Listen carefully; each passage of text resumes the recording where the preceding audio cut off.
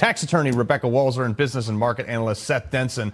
All right, so Seth, this is a big actual problem right now because these trends are really bad. And I'm looking at this historical chart, if we could throw that up real quick, and it almost seems like this recent reduction in interest rates was an intentional way to screw Donald Trump in his next term.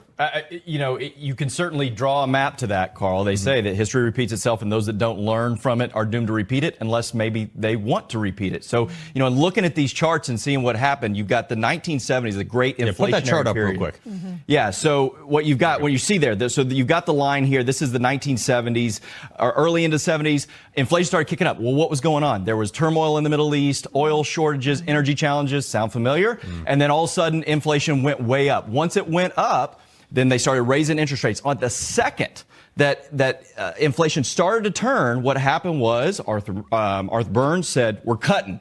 Well, they did, and you can see what happened. It skyrocketed back up. That's that red line that you're seeing there. The second hike. That's right. And it was right after the rates started to come back. CPI started to come back down. They cut, and it did that. That's when we saw the massive inflation. Right. And you ultimately had to get Paul Volcker in there, big cigar-smoking guy. That's exactly right, trying to turn it around. Exactly. That's the problem. It's almost like they're setting Trump up to have to raise these. Is there any way to head this off now before it gets too bad? I mean, the answer is no. We're in a debt bubble at this point, Carl, and we are literally having to have $1 trillion of new funding every 100 days. That is unsustainable. Our interest is now the third largest expense behind Social Security and Medicare. And so this is an unsustainable problem that they don't see ending. In other words, they have forecasted a $2 trillion plus deficit every year until perpetuity, which means we're never going to fix it, which means the interest is going to just keep accumulating, and we have to resolve it. So this is a bad setup for President Trump. One of the big things, Seth, is that, you can slash government. If Elon comes in and slashes $2 trillion, yes, it's economic turmoil in the temporary,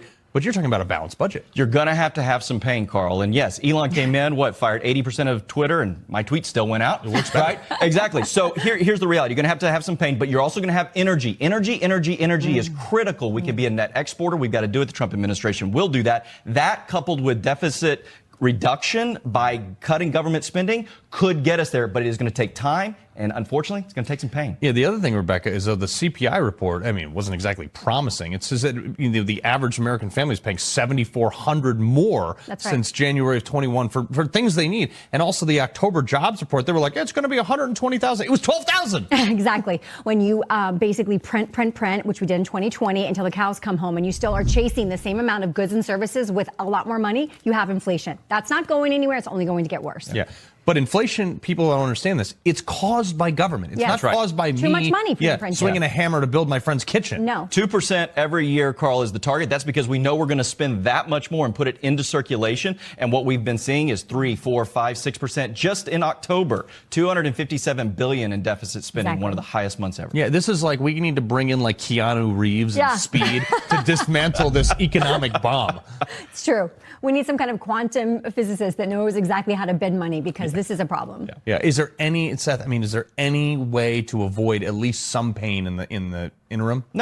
No, there's not. We got to be careful. What level of pain and how much pain? The pain is inevitable. It's just a matter of, is it now when it's going to be less, or later when it's going to be a heck of a lot more? Look at Greece. We're headed there. Yeah, and why my republic? Well, yeah, that's the problem. Is you have, and I got a couple of seconds left here, but when you have these bubbles burst, is there a way to make it burst on government employees and force them into the private sector?